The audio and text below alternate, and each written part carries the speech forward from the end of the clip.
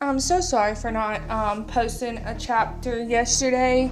I had a lot of things going on. I do apologize, but today we're going to do Genesis chapter 30.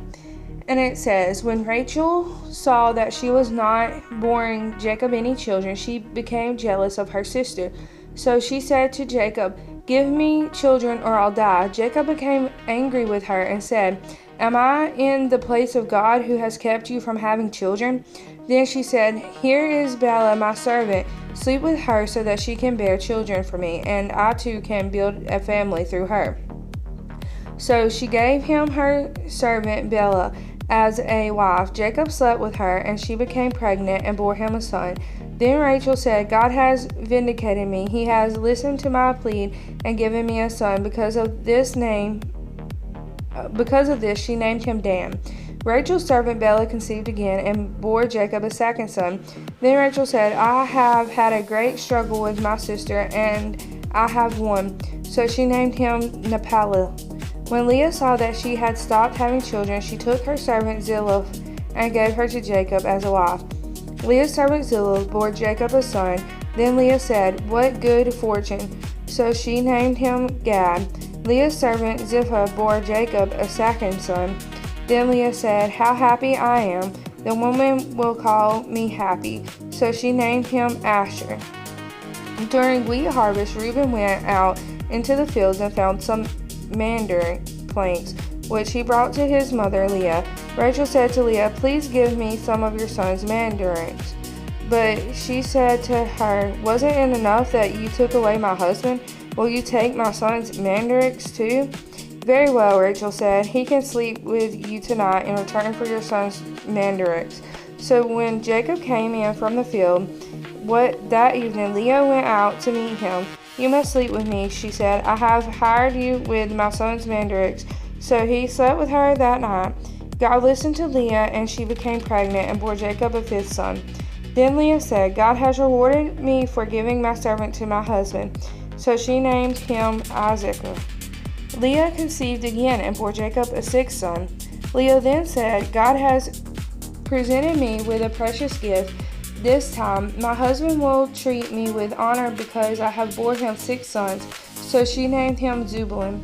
Some time later she gave birth to a daughter and named her Diane. Then God remembered Rachel. He listened to her and enabled her to conceive. She became pregnant and gave birth to a son and said, "God has taken away my disgrace." She named him Joseph and said, "May the Lord add to me another son." After Rachel gave birth to Joseph, Jacob said to Laban, "Send me on my way so I can go back to my own homeland. Give me my wives and children for whom I have served you, and I will be on my way. You know how much work I've done for you."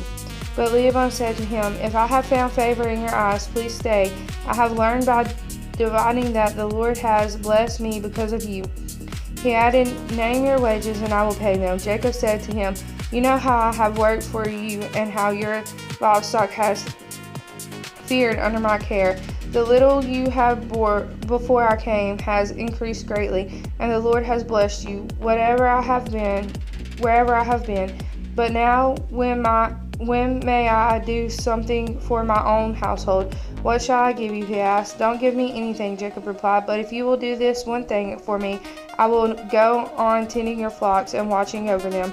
Let me go through all your flocks today and remove from them every speckled or spotted sheep, every dark-colored lamb, and every spotted or speckled goat.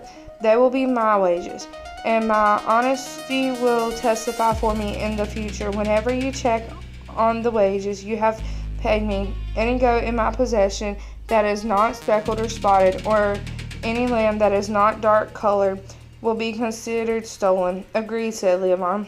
"Let it be as you have said."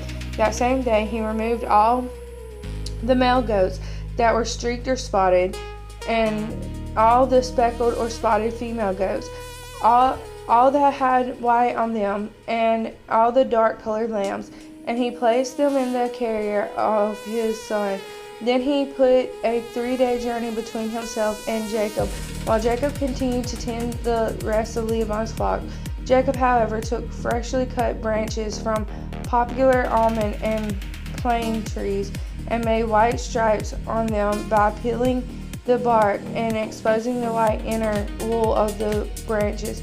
Then he placed the peeled branches in all the watering troughs so that they would be directly in front of the flock when they came to drink. When the flocks were in heat and came to drink, they made it in front of the branches, and they bore young that were streaked or speckled or spotted. Jacob set apart the young of the flock by themselves, but made the rest face the streaking and dark-colored animals that belonged to Laban. Thus he made separate flocks for himself and did not put them with Laban's animals. Whenever the stronger females were in heat, Jacob would place the branches in the trough in front of the animals so they would mate near the branches. But if the animals were weak, he would not place them there. So the weak animals went to Laban and the strong ones to Jacob. In this way the men grew exceedingly prosperous and came to own large flocks and females and male servants and camels and donkeys. That's all of Genesis chapter 30. Thank you for listening. Once again, I apologize for not doing it yesterday. I had a lot going on, but we got it today. Like I always say, if you have any questions, comments, or concerns, please leave those and I will get back to you as soon as I can. Thank you. God bless. Good night.